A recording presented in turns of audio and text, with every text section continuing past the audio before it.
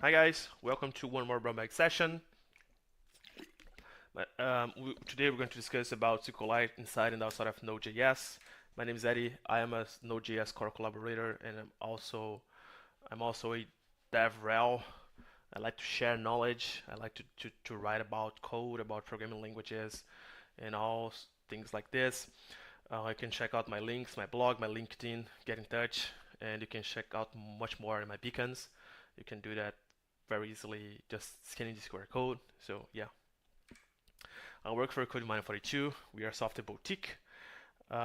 We work mainly with Ruby, Ruby on Rails, JavaScript, Golang too. We have a bunch of services that will help your company today. And for software engineers, software developers, we have open roles for you. So check out our website, find them. And we also have a nice training program that is very good for people to evolve, and from time to time we have this program open, so stay around and get this opportunity. Let's work together. Well, we will discuss the SQLite. Basically, it's Renaissance, SQLite in the wild, and the Node SQLite module. You may not know Node SQLite, until today, but you know right after this brown bag, you will have something new if you haven't heard about it yet. Um, this brown bag is not about SQL. We won't discuss queries, how they work, and nothing like this, which maybe makes this brown bag to be the true one about NoSQL. Yeah, yeah, I tried. So yeah, let's do this. It's about Node SQLite actually. That's what we'll be discussing today. But before, of course, let's discuss the SQLite Renaissance. Because personally, I myself think that I'm hearing more about SQLite these days. I have worked with SQLite before, especially in mobile development. That's the database we use, for example, for Android. And I use this, but I mean, I didn't know that people were using it in other places, like in the web development, but they are. And these days we have even services around it. So we have this LiteFS distributed as SQLite from Fly.io. We have also Turso. You know, they even got some AI on it. So, very good. And of course, we have this great player that's Ruby on Rails that's using it. I mean, that's suggesting it as default for these new three components like the action cable, and actually they call it solid cable and solid queue and solid cache, and DHH, the guy behind Rails, even he mentions that he uses it in his projects in his company, the 37 Signals, and it's performing very well. So they have an email client that handles 20 million jobs per day using solid queue with SQLite. So that's very impressive. And have great use cases. You can check out this link because it has much more details about it. But summarizing it for you, and also it comes from the documentation. It says that um, these are the three situations where you be using a client server database like Postgres or MySQL. Otherwise, you can choose SQLite. So that's very good. And here's a data from their website too. That this data is from 2015, but it's still very impressive because they were able to handle up to 500,000 HTTP requests per day, and having 200 SQL statements per web page. So it's a very dynamic page that being extensively was being used extensively, and they could do this with SQLite without so many problems. That's awesome. Of course, you may be thinking it's not AI powered. I'm not impressed, but actually, we just got two or so, putting some AI on it. But yeah, but the thing is, if you execute this command in your machine, you find out that it has a lot of SQLite. So in fact, SQLite is the most used database in the world. because of this. Because many of these embedded desktop applications, mobile applications, they use SQLite. The browser uses SQLite. So Chrome and all these products we use every day are using it. So try this command and check what you see. You find out that your computer is based on SQLite, and SQLite itself is maintained by 3 random guys. So that's very amazing. I love how open source works.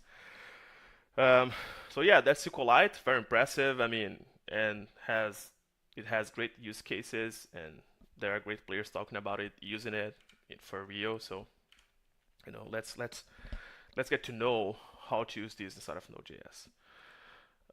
Of course, it's worth mentioning that before this module, there were some nice dependencies that you could use, like better SQLite 3, and I think that's one. It's called SQLite 3 or something like this. But now we have all this, actually almost all of their features inside of Node natively. So that's what you need to do. That's the basic thing of Node SQLite, the database sync class. So you import this from Node SQLite, and then you can create a connection. It's a database sync instance. It's a connection to a SQLite database. The great thing is you can have in-memory databases, so that's why it's a good replacement for Redis, because disks are very fast today, and SQLite itself works in the same process as your application, so you don't have that network overhead. So I mean, maybe you want to have some session information, some caching maybe, not necessarily in memory, but you can have in a file too, of course. Why not? So that's pretty good. So yeah, you can have a file, and you can use a buffer. Like you can have a buffer as a path. You can have a URL, because SQLite accepts some query parameters to set some configurations. So if you need this, you can use with a URL object. And here's some samples how you can do this. Check the documentation and get more information. So yeah, once we started the connection, so let's see how. I didn't mention this, but let me increase a little bit. I didn't mention this, but I'm using what's this? Okay, I'm using hold on. Yeah, I'm using Node 23, I guess. Yeah, 23.10. Prior to this version, maybe you will need to execute this with something like this experimental SQLite. So 22, you need this. I don't know, I don't recall the minor, but if it's 23, it's unflagged already. You can just start Node and it will work. Even though, even though when you import that database sync, you get some warning to let you know that it's in active development. So if I execute this file here, for example, this node brownbag SQLite, you see this, it's an experimental. We are actively developing it, so working on new features and optimizations. So yeah, but here is a connection to a database in memory, and the most basic method for this object is the exec that allows us to execute SQLite queries. So we can do stuff like this, and we will check, how this works in practice. So basically, when you have this, you can just go to. Let's try some. I'm trying some kind of live coding here, but it's simple. Hopefully, nothing will be that bad. So create table. Let's create table users. Oh, thanks Copilot. Thanks for that. So let's get name. I think that's that's all. So let's create a table, and I can accept multiple queries. So you can, as we saw in the slides, you can have multiple queries here, and this only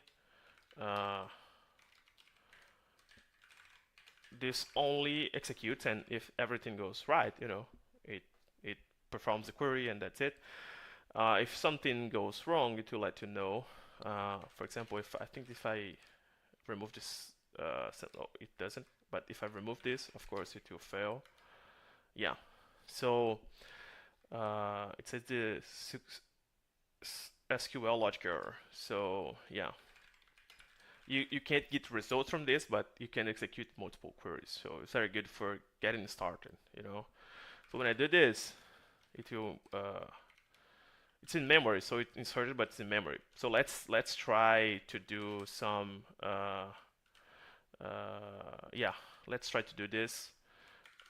And now I will do something different here too, because if not exists, maybe I don't remember that. I mean, that's bad.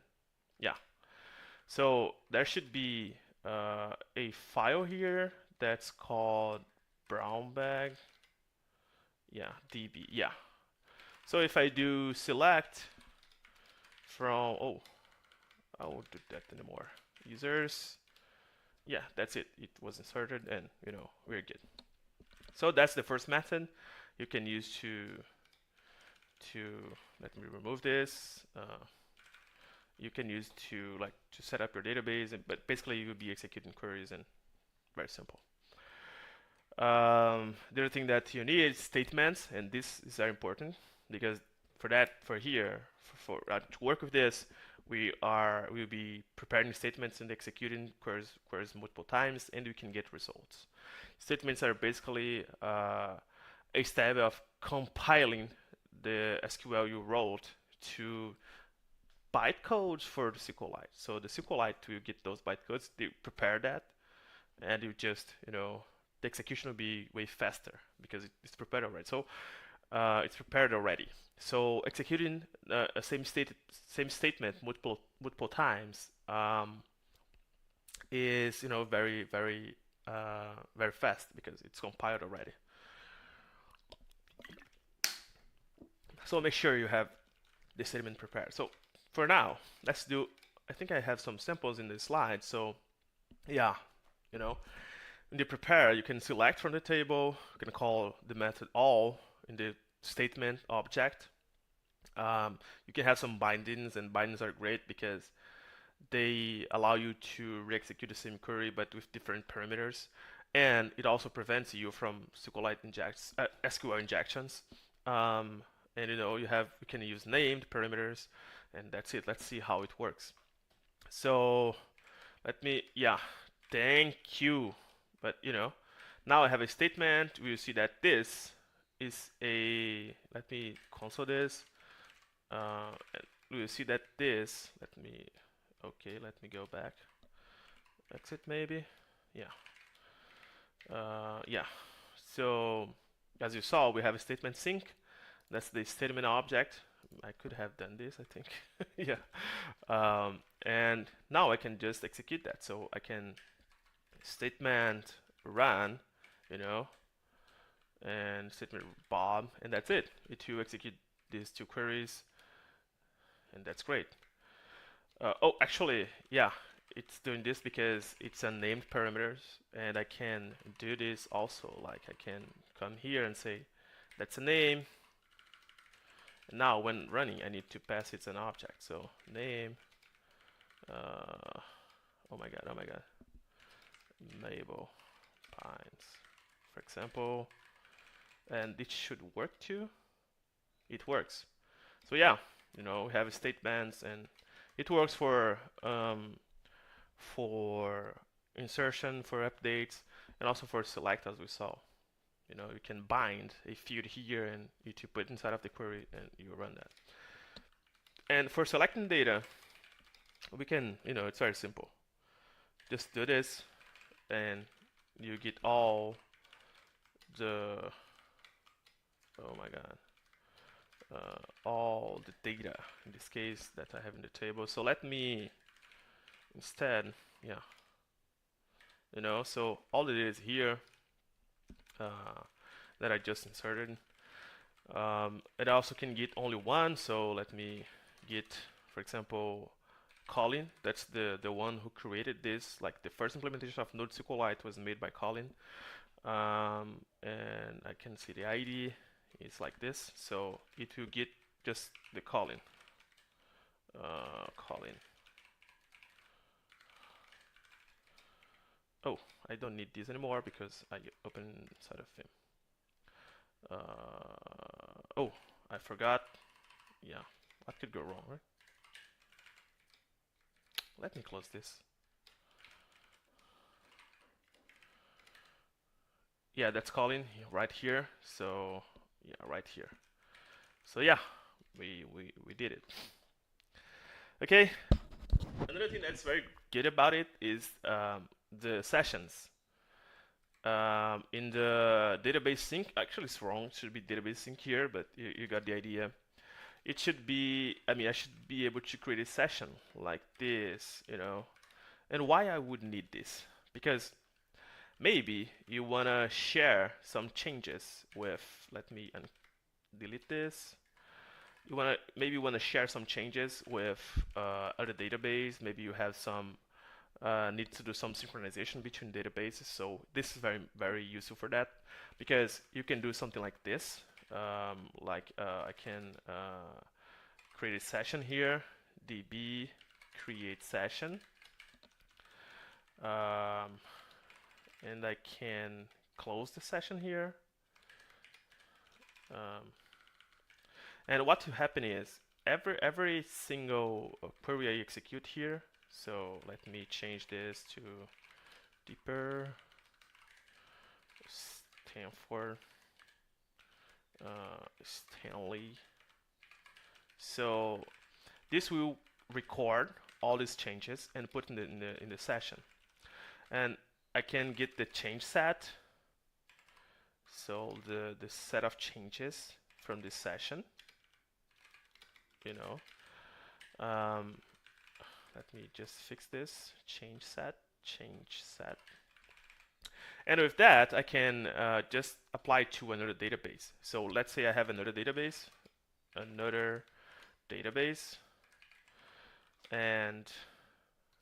let me do it on disk too. No, let me do it in memory because much easier. Of course, I need to have the same structure already. I could have a session for structure too, but I won't. Another database, and that's it. And the thing is, I can get this database and do another database, apply change set, and get the change set.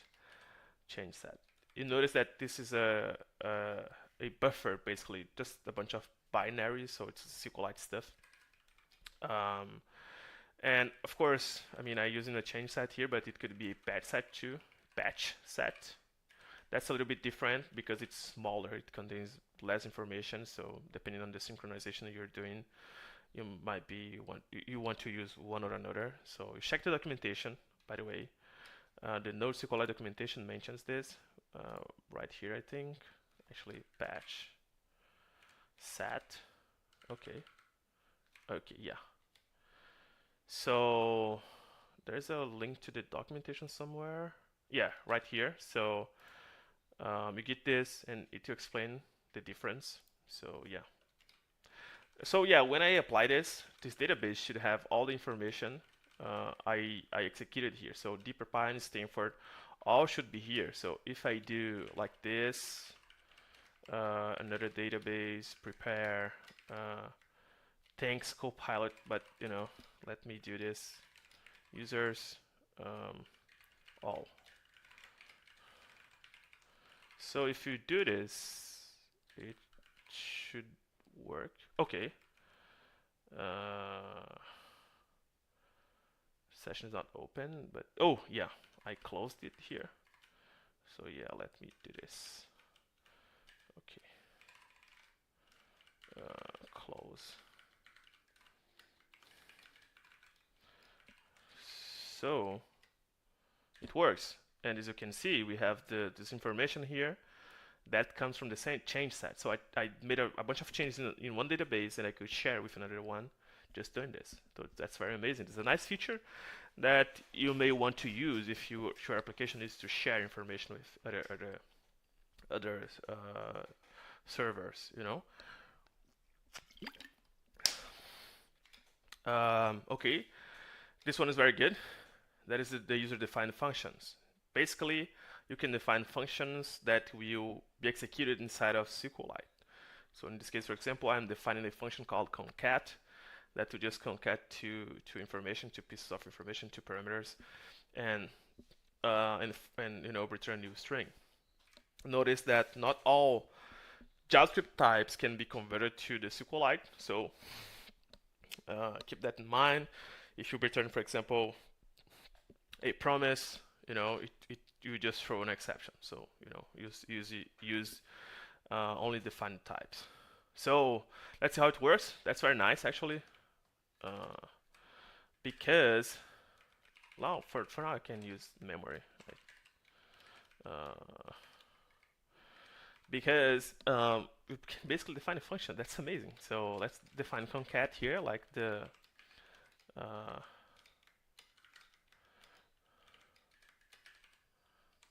like in the slide. So thanks Copilot for that. And it means that I can execute. So for example, can do this. For example, let me do a console log. Oh my god. Oh my god. Oh my god. I don't know how to type anymore. Prepare and do a select concat. Let me change this just a bit, because select concat, yeah, because I would need to do this. So yeah. Okay, it's missing a parenthesis, so it should have a as value in this case. So it should, yeah, so it got what I did. Actually, okay, there's a concat function already, so my concat maybe, because I think it somehow because it should have failed. Yeah, should have failed because in this case, wrong number of arguments. Copilot just made it wrong. So let's do this. And here we go. Now it works. So my concat function is I defined here and it works. And you can do much more. Like can I have a my concat version 2 in this case here. And let's say I want to have a separator here and all the other arguments right here. So what I could do is to get this and return something like this. So let's do args join. Let's see if it works. So I have my concat 2. Of course, for that I need to provide some options here that will allow my function to take an arbitrary number of arguments. So I say that variable arguments true. We have some other options that you can use, but for now it should work. So my concat 2 will continue to work. Notice that if I can do this, so like this.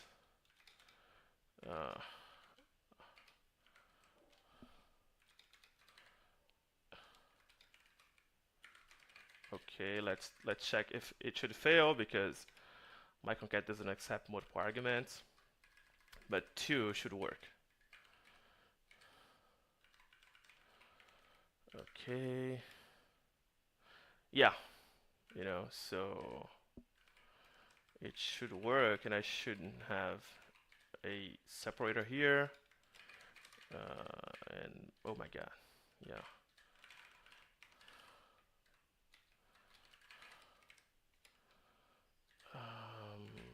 I don't know why it's not working.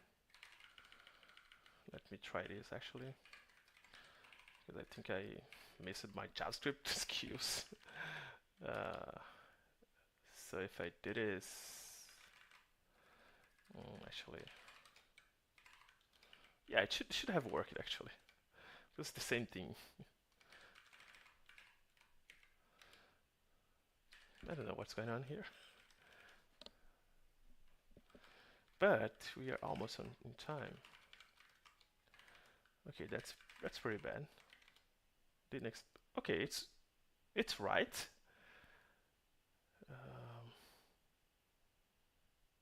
Oh, okay. I think. Yeah, that's my fault actually. I think it was right. Like, Let me try to do that right here. So SAP and REST. Okay, I was providing the wrong separator, but now it works. So yeah, we just defined a function that takes a variety of arguments, and we are just doing something. As long as you return something that SQLite can interpret, we are fine. In this case, we are returning a string. So that's great. Backup, that's something great because all the APIs we just saw, they are synchronous. That's why the name is database sync. We didn't check the statement, for example, but the class name is also statement sync because all this is synchronous. So you execute a query, it will block for a while and get back the result. But it's pretty fast, as we just discussed. SQLite lives in the same process. There's no network overhead, so should be fast. Backup, though, it's asynchronous. That's the only synchronous part of this API for now, and it works. It's very simple. We are running out of time, but you can check out the documentation. There's a sample there. For doing a backup, you just need to call the backup function. So it does not belong to any class or something. You just go and you get that. Where's my autocomplete? You get that from here. So that's, yeah. And then you perform a backup. Then you provide, to do a backup, you provide the source database, the path where the backup will be saved, and you can provide some options. Here, you notice that this, okay, for some reason my autocomplete just gave up, but it will return a promise. This is a promise. So let's check here. You get the source database, the location, the path to the database that will be created. And it provides some options like the source name, this SQLite stuff, and these are great. The rate, the number of pages that will be transmitted. Pages in database are the one unit of storage, so it will have a bunch of them, and that's how they count the data they have. So you'll be transferred by pages, and you can monitor the progress with the progress function. It returns a promise that you can check when it has finished. So in this case, this sample here, we're doing this. You can monitor the progress, total pages transmitted, and remaining pages. And when it's finished, you get the promise returns, fulfills with the total page transferred. So pretty good. Very nice API, the only one that says sync for now. Some caveats you may be thinking. So if SQLite is just a file, why not just copying that file? Because it can be a disaster. Let's say you are performing some query or anything like this, and then you start copying that same file. You may corrupt your database. So the safest way to do a backup, it will work if you are not using the database, but if you are using, you need to do a backup using the backup capabilities of SQLite. And what if I change the database while backup's in progress?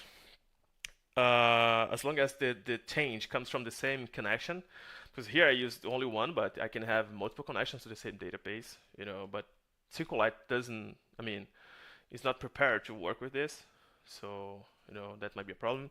So as long as the changes come from the same database connection, you'll be fine, because the backup, you get those changes, and it will be able to handle this. But if they come from another connection, they will restart the progress. The backup will restart from the beginning.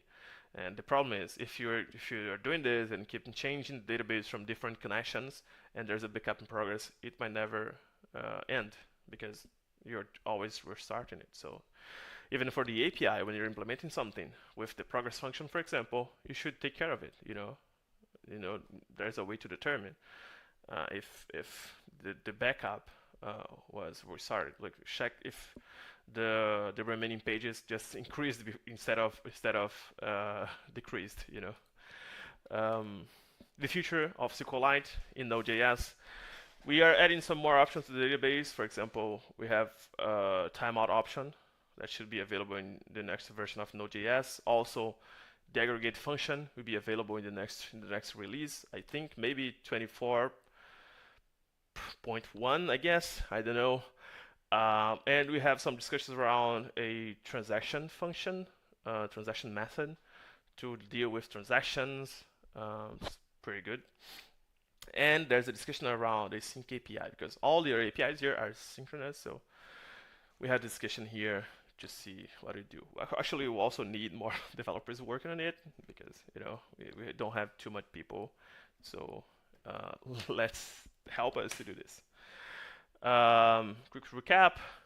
We just saw that SQLite has a variety of use cases and can definitely be used in production, and there are people using it. It's an active development in Node.js. We are always optimizing and adding new features, and I'm very excited about it. Yeah, that's it. Sorry for all this, rushing in the end, but hopefully you got all of the things that you need to know so far about SQLite and Node SQLite. If you have any questions, leave in the comments, hit the subscribe button, and like this video, and check out Code Mana 42, and let's get in touch. See you next time.